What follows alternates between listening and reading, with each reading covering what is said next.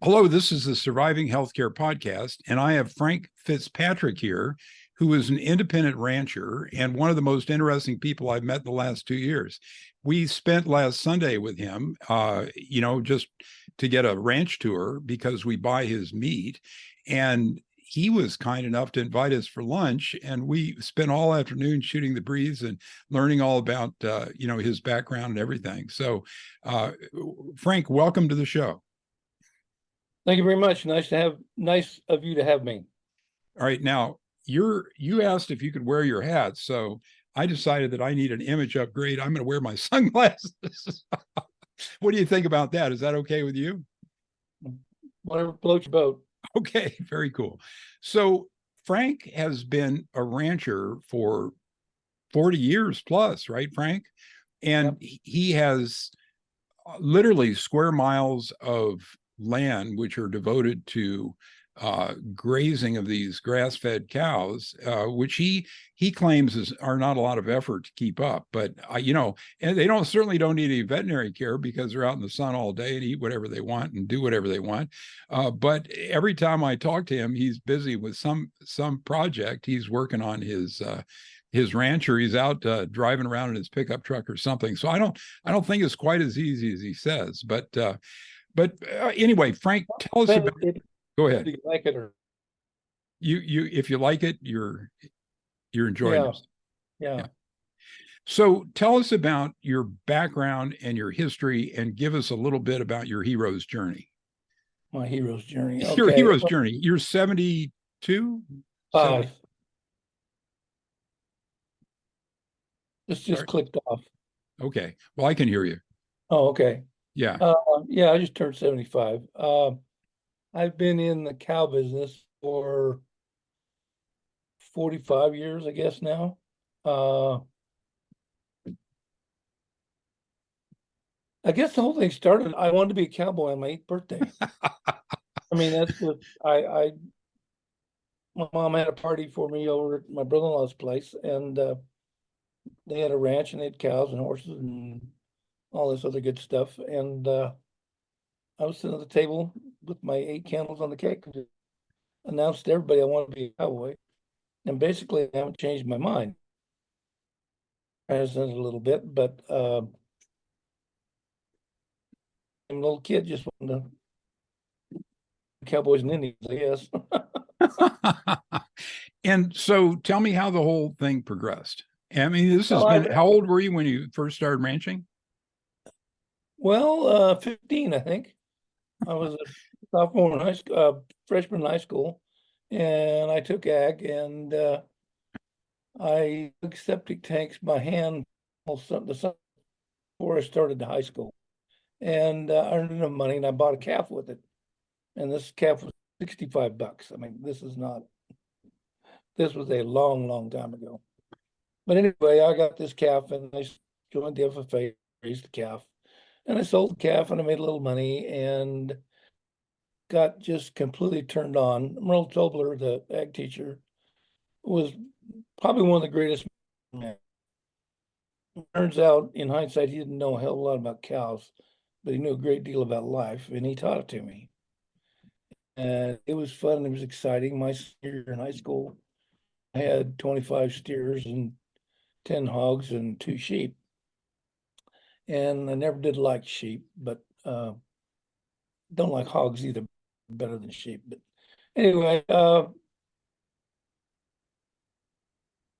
after high school, I did steer projects for 3 years there. I sold everything and went to cow college, I guess you'd call it. I got a BS in animal science and a BS in business, and rodeoed a lot. I loved to rope, and college was just a blast. We had a good time. Where did you go to college, and where did you grow up? College, San Luis Obispo. San Luis Obispo. Yeah, Cal. Yeah, Cal Poly. And did you ever bull ride? One. You did? One, yeah. That was when I was about 12. But one was enough for me. Yeah, it seems pretty dangerous. I mean, That's I how had a much for me. chance to do it, and I chickened out about 5 years ago. A friend of mine You're does it. too damn old to do that at that age. Way too old. Way too old. Your bones break. Yeah. I don't even break colts anymore. I bought a horse here last year and he was broke to ride when I got him. That's the first horse I bought that with and ever, I guess. So But you gradually acquired some land or some backing, or how no, did it all evolve? well, I would when I was going to college, I started working for ranches in the summertime, and I worked for about 17 different ranches over the next 4 or 5 years, mostly in Nevada and Eastern Oregon and Idaho. And my second best mentor, Newt Wright, um, was living in Idaho, and we had a mutual friend that had some Barzona cows, and we bought them. I'd made a little money in the real estate business. I bought 7 cows, and we started out running cows in Idaho. And then it just got bigger and bigger and bigger. I'm working for a living, and I'd sell a bull every once in a while. The main goal at that time of life was to sell range bulls. I had what I thought was the perfect animal to raise meat from conception to your plate on grass. And I had no idea at the time that grass-fed beef was good for you or that's good for the environment, whatever it was. But one of the projects I had in school was a feeds and feeding class, and we were balancing feedlot rations. And when I got done with this little exercise, at the time, my calculations, it took 8.2 pounds of grain to make a pound of beef. And I thought about that for a minute, and I thought, well, okay, to grow that 8 pounds of grain, you got to have a farming field, preferably with water. You got to plow it, you got to plant it, you got to weed it, fertilize it, wait for it to grow up, cover the crop, store it, crack it, roll it, steam it, or cook it, and then feed it back to a cow. That really didn't seem to me like the best reaction for your money. When you could buy a cow, turn the damn thing out on the crop that you grew and have them eat it. So in the back of my mind was the conception of this concept of consumption to your plate on marginal feed. And at the time, the big thrust was that we're running cows on farm ground, and to feed the world, we were going to have to do some to have beef, which was the people all the area where you can't get a tractor. And after studying it quite a little bit more, it turns out that 70% of the agriculture in America is still growing corn to feed cows. They're still planting, cooking, and rolling, steaming. And feeding, this has got to be this absolutely ridiculous reaction when it takes more time. Okay, your average grass-fed animal that I've got is 30 months to 3 years old when I kill it to eat it. Okay, the average animal you're eating when you buy conventional meat in the store is 12 to 14 months. The reaction is quicker by at least a year. Okay, but like everything else, when you have natural reactions, you lose something. And what we didn't know at the time was you lost the fat. The 3 omega fatty acids that congregate in a cow are a sophisticated 20 carbon chain 3 omega fatty acid that happens to be our brain needs to live. And if we have enough to run your brain, then it'll coach your heart. And pretty soon, if you have enough, you've got enough 3 omega fatty acids to start using them for cell membranes in your body. A cell that is coated with 3 mega fatty acids is 40 times less permeable than a cell that's coated with corn oil. So if you want to get healthy real quick, just eat enough grass-fed beef to get the fat in you need to So supply. let me just emphasize this for 1 second. What Frank just said is the central tenet of the modern dietary theory, and that is that the animal fats are less reactive and less inflammatory. They actually prevent heart disease and cancer and other inflammatory diseases. And you should avoid the corn oils and the synthetic oils, particularly things like Crisco that have been so heavily promoted by the dietary associations in the United States against our best interests. I mean, it's almost as if they did it on purpose. But what Frank is saying is that his product is even better than regular beef, which is much better than seed oils, which are the thing that are primarily consumed. It's 25% of our calories or some crazy thing. So anyway, sorry to interrupt you, Frank, but go ahead. I forgot where I was, but basically the body runs on fat. If you eat a carbohydrate to get energy, you got to turn that carbohydrate into fat and then put the fat back in your bloodstream and burn it. So there's a cubic centimeter of carbohydrates and a cubic centimeter of fats, animal fats. The animal fat is 2.5 times more nutritious than the carbohydrate. And if you stop and packed carbohydrate on our body, we would be lumpy, bumpy, and about 2.2 times bigger. So it's not like the whole system runs on fat. There is no chemical reaction in the human body that requires a carbohydrate, period. So I've only become aware of this recently. And so right now I'm buttering my steaks, eating a small amount of carbohydrate, and trying to get probably 50% of my calories that come from, 2/3 or 3/4 or more come from fat plus animal protein. And the rest is carbohydrates that aren't sugar, hopefully. Yeah. Well, Weston Price wrote a book in the 1930s called Nutrition and Physical Degeneration. And he was a dentist. He got very well drilling keys and doing orthodontia for kids. But his idea was when he started out at the turn of the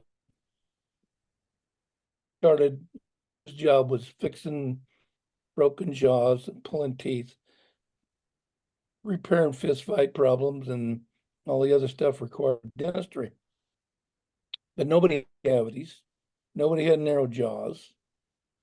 And by the time he retired, he had, I thought, 14 dentists working for him doing this stuff in Chicago. And he got really wealthy doing it. But the question was, what happened in my lifetime that went from nobody having cavities to everybody having cavities? And he searched with all this money he made. He went on a world cruise for many, many years and searched all over the world. And the healthiest people that he ever found on Earth were the Inuit Indians living north of the Arctic Circle, and they had an 85% fat diet. Wow, I didn't realize that's incredible. Okay, but the thing of it is you got to realize that if you eat a carbohydrate, it takes 2 molecules of water to digest the carbohydrate. If you eat a molecule of fat, it eliminates or produces molecules of water in the synthesis of fat. If you're an Inuit Indian, what is the most precious nutrient you got? And it's basically water because it's all frozen. You have to do something to the ice to get it to where you can drink it and consume it. So water being the most precious commodity north of the Arctic Circle, these people ate fat. And he examined the teeth from multiple different indigenous tribes, and he thought that the fat consumption was the key variable. And he has photographs from probably the 30s of all these different people and perfect teeth. And since then, everything's deteriorated. I mean, Yeah. it's about 50 Cavities are caused by sugar. and moving away from that animal fat and pushing towards the vegetable fats has just been terrible. Well, So no, the vegetable fats will kill you for another reason. I never had associating with the fact that they were bad for your teeth. so Frank read Weston Price's original book, and he told me about that when we met. Frank, tell the audience about anything else you want to mention about Weston Price or the book. Um, well, I'm not a fan of the Weston Price Foundation as such. They're both basically used car salesmen like everything else in the world, but the original knowledge created by Weston Price needs to be read, and everybody's going to extrapolate it into their own thoughts and ideas. I've done mine, and Sally Fallon has obviously done hers in another manner, but I don't think taking sugar and turn it into kombucha or any of these other fermented fruits is exactly a wonderful way of creating health. I mean, it's just like drinking alcohol. If you drink alcohol, you're just a sugar addict, because the minute you drink the eliminating the alcohol turns it into sugar, puts it in your bloodstream, and your brain uses most of it. So alcoholism and sugar addiction are the same thing. I recommend people that 70% of your diet should be meat and fat from ruminant. And 50-50 calories for those two, correct? What? 50-50 fat and 50-50 meat. And then Well, you've got some. no, you can't get 50-50 fat and eating grass fed. They don't get that fat. A USDA choice steer is 50% fat. Okay, USDA prime steer is 60% fat. That's 60% of the total weight of the hanging carcass is fat. A third of that they completely throw away. Back to cows. It's actually a drug, the amount of it they got. The problem is it is mostly 6 omega fatty acids. There's very little CLA in it, and very little 3 omega acids, because they were eating grain. So grass, stem, and leaf has linolenic acid. Okay, that's the green grass growing up sprouts with. Cow eats that damn thing, tears it off, rolls the ball, and swallows it. Now, the only nutrients that a cow gets out of seeds, when grass is going to seed, are when they actually bite it. In other words, if 2 molars mash a seed, you crack into the endosperm. Cow can use that for energy. Okay, otherwise, this thing goes down their stomach.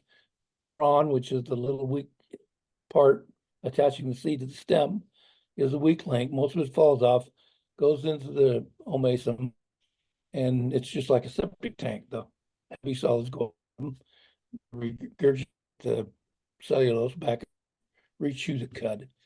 The whole thing is absolutely fascinating. Why people spend their so much time, travel, money trying to prove on a perfect system. It's not even funny.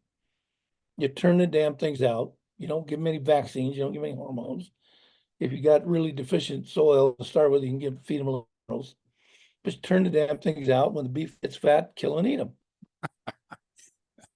Frank, describe that ruminant stomach and describe the ungulates and which animals they are and why they're superior. Okay, well, then a cow has 4 steps. There's a rumen, an omason, have an omasum reticulum. And basically, it's a really long, drawn out system that uses fermentation to break down cellulose. Now, a cow eating grass gets 0 benefit from eating the grass. Okay, there's no nutrient in cellulose, leaf, and stem that you can put in your body, any nutrient value of it all, nutrient value out of it at all. Okay. The bacteria in the stomach break it down, they eat it. The bacteria turn it into sugars, fat, protein, and send it back to the system. It lives on bacteria waste. So when you're in the cow business, you're not actually raising cows. The main job is to grow bacteria, mycorrhizal fungi, and other nutrients to heal the soil. The more you put back into the soil, the more you get back out of the beef. So the land that you use is not used for anything else. The No, cows great. What's that? no, it's And just yeah. I tell you, the thing I was surprised at was how the fact that these cows were not very densely populating the land I saw. I mean, how many we saw a couple dozen, and I saw many, many, many acres. I mean, we could within eye shot there was probably 100 acres or something, and or maybe Well, more. more like 800, but 800. never really had animals on. Yeah. Were they hiding somewhere else? Or was that the density that you, We saw what? We saw most of them. yeah, that's you, they're just not very dense. And now Frank has other land up north. Are they more dense up there? I mean, it just No. seems it's just they just run around and do The whatever they want. density has to do with there's when it rains, we have moisture making bacteria. We holistically plan graze that ground. In other words, we put a lot of animals on a very small space and move them around so that the plant is grass plant is actually getting to regrow without being bit a second time by the cow until it's high enough in the sigmoid curve that you're producing an abundance of grass from synthesis. Yeah, I didn't see it. I went to visit Polyphase Farms, and it was clear that's what they were doing, is they had movable pasture fences, but I didn't see any fences on your property. How do you do it? Well, yeah, with electric fences, we just don't do it when it's dry like that. Oh, I see. I do it only because, okay, when I've got water, when it rains, I got stock tanks. I can put 17 to 20 pastures together on that ranch, the pastures. As soon as the is up, I can't do that anymore. When the day you were there, I got two sources of water on the ranch. Well, three, two good ones and one spring that'll actually water about 20 cows. But it's water. Okay, so the weak link is every 2 or 3 days they got to drink. All right. So if you can't get them there, I just turn them out and I start moving them with my supplements. One of the most interesting things Frank told me was that just up east of where he was, there was an area that got 60 inches of water. And this is California, where, I mean, LA area probably averages 12 inches of water a year. So this has just been a phenomenal season. And so I guess that's enabled you to do a little better with your ranching operation. Is that correct? Yes and no. It was really good in the beginning. We grew a lot of grass. We 70% of what we sold we got out by May and June. And then the grass dried up and we got a 3-inch storm just about the 1st of August. And that just wiped out my feed. 3 inches of rain on dry feed just turns it into popcorn. So Frank was feeding pumpkins Bell uh, peppers. and peppers to these darn cows. And we saw some residual pumpkins that weren't squished, but apparently he has to run them over with a truck in order to get them to the condition that the cows can eat. So, I mean, he had like a truckloads of these things, and he'd get out there and run over some pumpkins every day, and the cows would chow down. And then a few days later, he'd do it again. So I guess there are options besides the natural feed for these things. And those are just sort of waste pumpkins because there was a big pumpkin season, right? Right. You obtain them very inexpensively. Well, normally we get anywhere from 20 to 60,000 pounds, but that's a drop in the bucket thing. I just do because I like the guy. But um, normally I get about 1,000,000 pounds of cull bell peppers every year. How many truckloads is that? Shit, I don't know. Made a mistake. So I tell just, me, go ahead. Sorry. no, I just haul them till they're done. That's the job. Yeah, yeah. I mean, if I got more than they'll eat, I haul them anyway, because if I don't haul them, I don't get them. They want them gone. So tell why other grass-fed beef is inferior to yours, and also tell why the feedlot beef is inferior. I mean, tell what the effects of the vaccines are. I mean, these freaking government agencies are pushing you to stick messenger RNA vaccines in the cows, and I mean, I don't know whether they can, whether we get some of this stuff when we eat them, or whether our GI tract protects us. That's the burning question that everybody seems to have. But go into that mess a little bit. I mean, it's Frank seems to have the best farm in California for this beef, and as long as you don't mind beef, it's a little tougher. I mean, the prices aren't bad at all, and he'll tell us at the end of the podcast how you can sample it or get some shipped, and he distributes to 3 different states. But I want to hear what your perception is of how your beef differs from the rest. God, that where in the hell do you start? Um, the average feedlot cow going into feedlots got 22 to 28 vaccines in them to start with. Okay, and then they use, because grain is not a natural diet to a cow. You've got these animals in a constant state of sepsis. Okay, they're inflamed all the time. Um, the only function they have in life is eating. They're standing in their own shit, and they're producing a product that's 50% fat at the least coming out of these things. But the fat that's in them is mostly 6 omega fatty acids, and those are inflammatory. Now, there's no such thing as good fat and bad fat. Okay. 6 omega fatty acids are as essential to you as 3 omega fatty acids. It's the ratio that's important. Okay.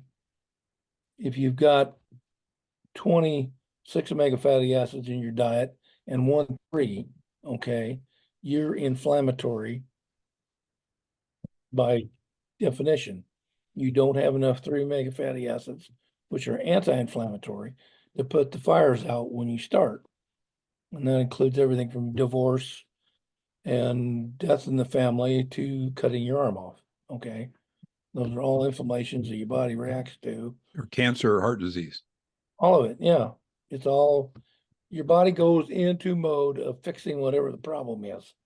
And the problem is put 6 omega fatty acids in there, start a fire, track nutrients, and heal it. Now, when you're done healing it, you got some 3 omega fatty acids running around your bloodstream to go in there and put the fire out, spread the cold ashes out, make sure they're all dead, and then go on with life.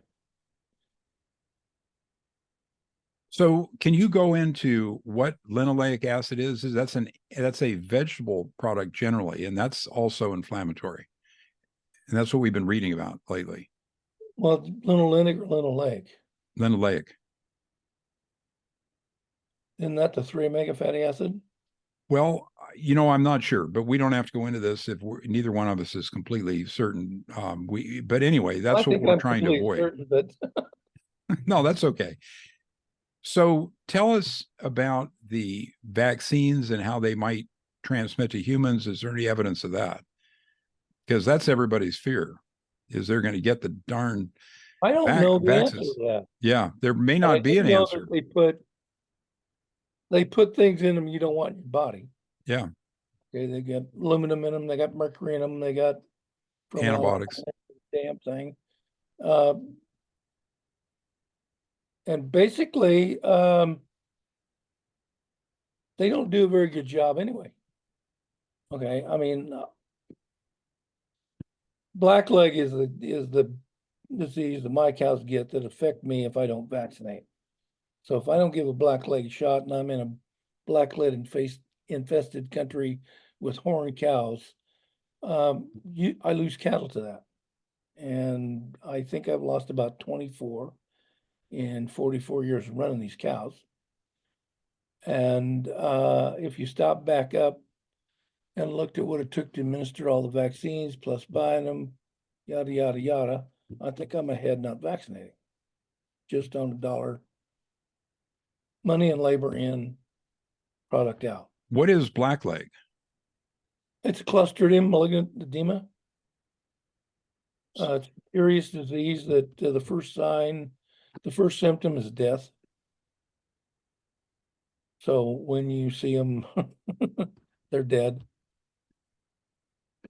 So Frank was telling me that when the cows are allowed to do their cow thing, they don't need veterinarians, which it kind of makes sense, but you've hardly any vet expenses at all in your whole operation, do you? No, we spend more on the dogs and cats than we do on the cows. Um, that's because I live with a doctor. Yeah, that's right. But anyway, long story short, um, you got to start from go back to the beginning. All right. The first thing you need to start out an environmentally friendly cattle business is start with the right cows. Okay. We've spent the last 120 years with these Angus cattle, breeding them to do extremely well in the feedlot. And the rules of genetics state that you can have anything, you can get anything you ask for if you select for it hard enough. The problem is you better damn sure want what you ask for because you're going to get it. And that's what we've got. We've got a black cow that's black skinned. She can't dissipate heat well. They don't do well in the sun. They gain a great deal of weight on grain in a feedlot with shade and water. It's extremely expensive to get that animal to the feedlot stage because she's not adapted to her environment. People spend billions of dollars on vaccines and tools and equipment and everything else. I mean, I know guys that got little carts that go on their four-wheelers to catch their animals so they can doctor them. If I see an animal if one of my animals gets sick, normally they're dead. I mean, I've been in the cattle business 44 years and have seen about 3 calves being born. They run off and do it, don't they? Yeah. But you've got to have an animal that's environmentally adaptable. I got red cows with horns, with slope and croops. These are all essential things that nobody realizes till you think about it. If you take the pelvis of an Angus cow, where she's really flat backed, you got a pelvis opening that's like this. If you put a 20-degree tilt on that pelvis, you got a space that a calf can pop out of easily. Now, I'm not going to tell you that I haven't lost animals to birthing problems, but I am going to tell you that I don't know about it. That's amazing. Well, All right. Frank, explain to the listeners the genetics. Frank has what he calls a closed herd.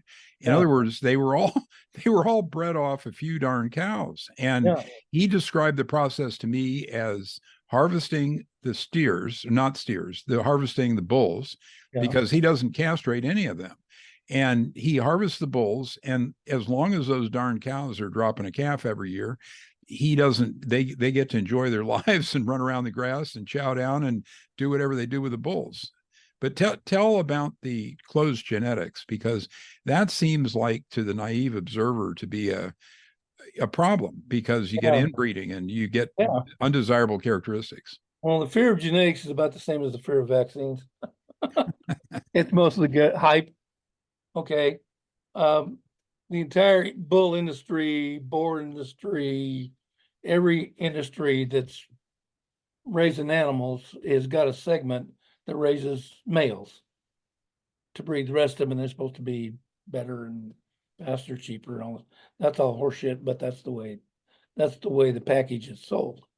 Okay, you can't inbreed because there's lethal genetic inheritable traits that will kill your cows. And that is absolutely true. The problem is the other side of the coin is by there's only two ways you can commingle genes to increase the heritability of a selection function. Okay. One is heterosis and the other is homozygosity. You can either bring two like animals together and breed them, which will increase your gene frequency for the things you're trying to accomplish. Or you can outcross, which is what the entire cow herd America does. They're trying to create hybrid vigor, and hybrid vigor works the first time. You take a black cow, put it on Hereford bull, and you get a 15% increase in calf the first year. Now, what do you do with that calf? Every time, in other words, the only way you can do heterosis is by having a closed herd of cows that are always bred to a bull. All the offspring die. You replace your cow herd. Anyway, most people just buy bulls and the things go downhill and they go, well, let's get another bull. So pretty soon you got a cow herd that's Heinz 57 varieties. You haven't done anything to increase the hybrid vigor. As a matter of fact, most of the time you've lost it completely. And it's expensive to boot. Now, if you're willing to absolutely kill an entire female line of cows out of your herd, you can get more pluck for your buck raising your own damn bulls and breeding them to, well, we got to talk about the traits. All right. Everybody in the cow business has got a program. Some got a 7-point program, some got a 9, some of them got a 8, and there's all these different breeding programs that you can subscribe to. I subscribe to the 2 method. I want a live calf that weighs a lot. I can only sell beef if you have a live animal and it weighs. Okay. So fertility and growth are the only 2 things I select for. Cow's got to have a calf every year, period. If you don't have a calf, I turn her into beef and I sell it to you. So one of the, go ahead, sorry. The other side of the coin is you select your bulls for growth. Okay, you put all your bulls in a corral every year and you go through and weigh them and you pick out whatever you need, 1, 2, 3, 4 extra herd bulls for the year. Whatever you need, you pick out the biggest masculine bulls you can find. Now, steers grow faster than bulls do, so you have to be really careful about, because your high gain bull is always a steer. I mean, he looks Steers like are castrated bulls. yeah, clear. but Yeah, he's not pumping enough. He's not pumping enough testosterone. right. Okay, well that has growth inhibiting characteristics about it all the way down the line. But anyway, so I select the bulls for growth and the cows for fertility, and that's the breeding program. 44 years later, I've killed 14 cows for genetic problems. But I have a really nice herd of cows. That you've been working on for 44 years. It's amazing. Yeah. How many head do you have total? Somewhere between 600 and 700 head. I got a big place and I've got a couple hundred cattle I probably haven't seen in 2 years. And these things, a third of them get turned over every year. Is that roughly it, or a quarter? Well, we usually do 120 to 160 head a year. How many years will these things drop calves once a year? I got a lot of 21-year-old cows. That's amazing. Well, that's twice plus 1 year the national average. And the way you described it, the bulls sort of selected themselves for who got to do all the breeding, so to speak. There was never the alpha guys get it. 4 herd bulls that probably breed about 85% of my cow herd. It's a big Okay. job, Frank. Yes. For four Somebody herd can do bulls it. breed 600 cows. That's a, No, I got about 600 or 700 head of animals. I only got about 240 or 50 head of cows. oh, I see. Yeah. This is a cycle, a 3-year cycle. So I've got cows and calves, I got yearlings, I got 2-year-olds, and then I got animals that I sell. This Yeah. is the tail wags the dog kind of a thing. He was explaining to me how the whole thing revolves on productive cows. And if you can save the good ones, you end up with a herd. If you can't, why you don't? So I missed that one completely. well, I was trying to conceptualize how you did it, and what you seem to be, you told me that you started out from a few cows and you save all the cows that are breeding and productive and dropping calves, and eventually you have a big herd. Yep. And one for droughts and Yeah. depressions and plagues and other things, I'd have a whole lot of cows. Well, it's a wild thing to think about the life you lead. And we did go into the barn to feed the horses, or we went into the hay pile or the hay storage place, but the rest of it is all pretty Oh, the much, horse pasture. yeah, the horse need alfalfa, don't they? Yep. Well, that's what they get here. That I feed them green grass 4 or 5 months out of the year. I run them with the bulls, but So how long has it been since you've been on a horse? God, about 6 weeks. Oh, okay. Well, I thought it was 6 years. So you do ride horses. We know we hung out in your pickup 6 weeks truck. ago, I branded calves for the neighbors. Oh yeah, yeah. Crazy. Well, Frank's beef is, what is it? 5 bar beef. Is that it? Exactly. It's five like the number, BAR, Number beef, 5, bar B. BEF. Yeah, yeah. And .com. And he's got all the information there about how to buy it. And we we've just been chowing down on it. I think it's wonderful. My wife does use a pressure cooker because we don't get absolutely the best cuts because they're more expensive. And I've been super happy with the hamburger. The amazing thing about your wife's cooking was she did the same thing that McDonald's did before 1965. She put French fries in beef tallow. And apparently, you don't sell that. Unfortunately, we may have to come over and beg some or something, because that stuff is fabulous. And those French fries, they're guilt free. They're potatoes and animal fat, weren't they? Skin on them. Skin on the potatoes too. And so we went home with enough to eat the next day too.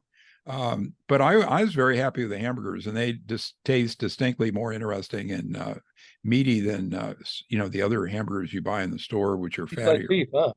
Yeah, yeah, it tastes like real beef. You know And what gets me is I have been known to eat a hamburger in town once in a while. And the problem with eating meat in town is I always get a metallic aftertaste to it. it's I weird. don't know exactly what it is, but it's not beefy. Might be the mercury. Who knows? The I've got, rumors started here, right? Uh, but tell you what happens to me. It is there's an aftertaste to store-bought beef that I don't like. Lisa won't eat it. well, if you don't have to eat it, you should never eat it. Yeah, but I mean, I went to a big fancy dinner the night before last, and they had prime rib, and I ate a big bunch of it. It's hard to resist. Um, so, uh, so you can or you can't sell tallow?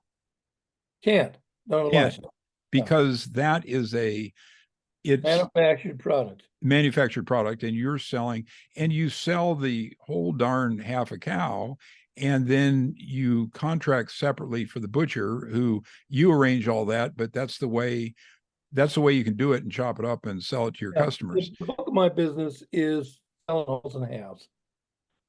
I'm trying to build a business where people, well, I'm got people now, they see carnival people, some are running 2 head a year. Uh, which is getting, I mean, I'm 25 head of cattle behind in sales right now. I've got 3 head here that are not sold, and probably 10 or 14 on the ranch that I could probably get. So I'm pretty well out of the whole and half business for the year. I mean, you can still go to the website and buy one, but it'll be gone in a month or 6 weeks at the most. I butchered about 20 head this year and had them processed at a USDA plant, and I got about 8,000 pounds of meat out of that, which I'm selling, and you can buy online at fivebarbeef.com. Just go to the ranch shop and we'll hook you up. The hamburger is far cheaper, which I was very happy with that. Frank, how many like fillets? There's only in a half a cow. How many pounds of really the highest, most desirable cuts are there? Well, there's about a fillet weighs about 8 pounds on a cow, and it's the only muscle on a cow, I think, besides the liver, that there's only one of. So your psoas muscle is your fillet. And in a human being, it's the toughest muscle that you use because it's keeping you standing upright. A cow that's on her back, the muscle doesn't get used. It's the tenderest piece of meat on the cow. It's got less flavonoids. It's less flavorful. I don't think it's as nutritious. For 30 years before I started selling meat, I always ground it. I like flat irons, ribeyes, and the Yorks. And there's about 20% steaks on a cow, about 30% roast, and the other half is ground beef and tallow. How big a freezer do you need to buy About half a 14 cow? cubic foot. 14 cubic feet, and that's the standard freezer, No, yeah, that's a standard size. standard size. Yeah, you can put 420 pounds of meat in boxes in a 14 cubic foot freezer. But there ain't a woman alive that wants a freezer that's just beef. You gotta give them 100 pounds of room for fish and chicken and bird's eye frozen vegetables. So, Of all the frozen veggie people, I like bird's eye the best. yeah, I don't know. I eat whatever my wife puts in front of me. Well, Uh, bird's eye was the guy that invented flash freezing. He was in an Arctic storm, and the water he was walking through froze, and the ice crystals were about 10% of the size of the ones that froze around him. And for some reason, he noticed this, and he went back home and decided, okay, if these ice crystals are smaller, why can't I freeze vegetables at 30 below zero and not break the cell range in the meat or the vegetable and package and sell them frozen? He's the guy that invented flash freezing. Is a joke. wow. So it What doesn't you make talk any about difference. cold freezing? When the temperature, when whatever you're freezing, the peas, corn, whatever it is, when it hits the cold temperature, if it's 30 below, it freezes in a very small crystal. It doesn't break the cell membranes, and everybody's happy with it. If you freeze the damn thing at 28 to zero, you get big crystals and you end up getting mush. But it's not flash, okay? If you put 1,600 pounds of meat in a 30 below freezer, it takes 3 days to freeze it, Wow. okay? But it's 30 below zero when you take it back out. So, Frank, does your wife use pressure cookers? Is that Yeah. We use yes? sous vide machines, pressure Oh, cookers, yeah, yeah. Instapot, Those just cook the darn thing for 8 hours or something, 6 to 8 hours or something, maybe even overnight, right? sous vide machine. Yeah. Oh, we take rump roast and put it in there for 2.5 days. Oh my gosh. Jerk And it that's out a low temperature, relatively low temperature. It's not very 130 hot. degrees. 130 degrees. Isn't that something? You're breaking down the connective tissue. Yeah, boy, those are really sweet. To Oh yeah, yeah, I've eaten that stuff. SOUVE, is that it? yeah. I think And you bought them online or something, yeah, probably. they're cheap, $100. Yeah. Plug Well, them in. Well, I mean, you got to have a pot, but nice. it's like a outboard motor, You take this thing, you screw it on the side. It's got a little fan that pushes the Water water around. and the heating element on top, and it heats it to a specific temperature. And surveyed. It was invented to break down human connective tissue for pharmaceutical research. Gosh. Some Frenchman did it, called it sous vide, and turns out it's the way to eat beef. Yeah, yeah. It's wonderful. Yeah, I hadn't thought of that. We've used a pressure cooker. Are there disadvantages of it subjecting the beef to such high temperatures as a pressure cooker can, or not? Yeah. So you're Okay. better off with a sous vide machine. Yeah. The all of the dark brown meat that you ever ate in your whole life was devoid of B12. Okay. The only meat that you ever ate that had B12 intact molecules in it was the red part. Really. So that's why you eat it medium rare. No, you eat it rare. Rare. Rare is bloody and cold in the middle. That's too much for Well, it's me. not bloody, but it's got myoglobin in it, but which is a constituent of blood, I guess. But uh it's also really tasty. Them juicy steaks are just plain ass good. Well, I've got my wife has some of your hamburgers cooked, and I think when we sign off, I'm gonna go in the other room, and chow down on a few, and microwave them. So Don't microwave them. why not? Oh God. Okay. Just told you a minute ago, the brown part of the meat doesn't have any B12 in it. Right? Okay.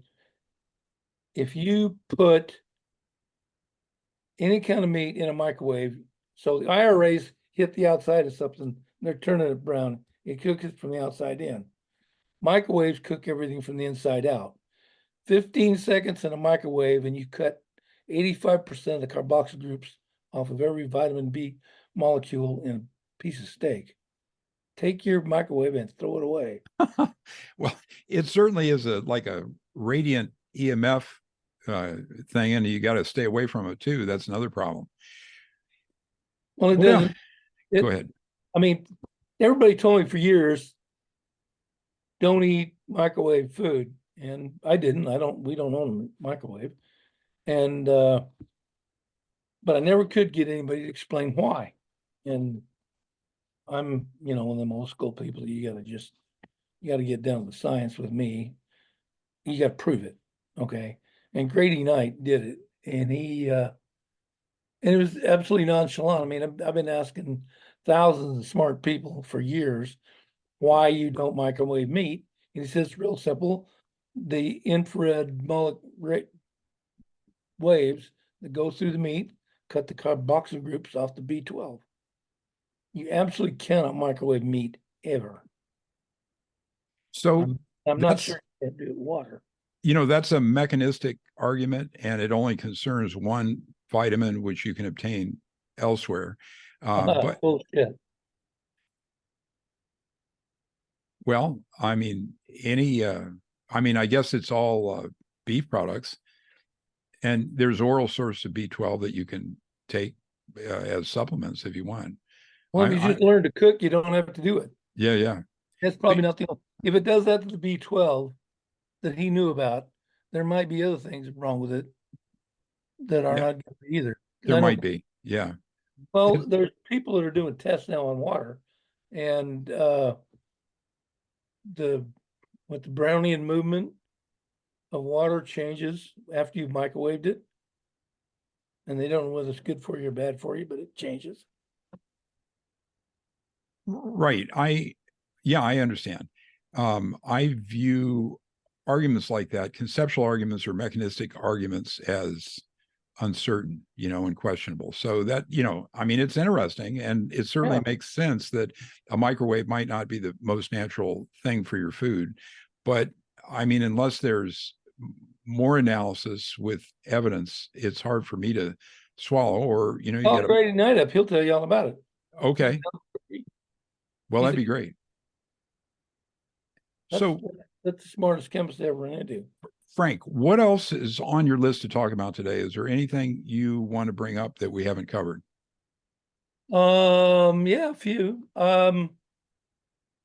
Okay, I sell what I call natural beef. Uh, it's not even close to what's labeled natural beef.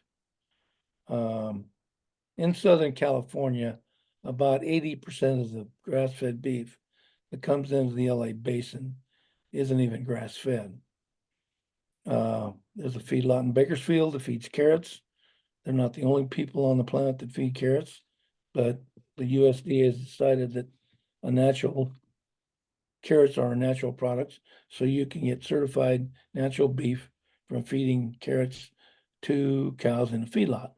So most of the grass-fed beef salesmen buy this shit and repackage it, put their label on it, call it grass-fed, because the fat's yellow. Okay, if you've been feeding the cow carrots, you get orange and yellow fat out of them like you would out of a really good grass-fed animal. That's number one. Number two, um,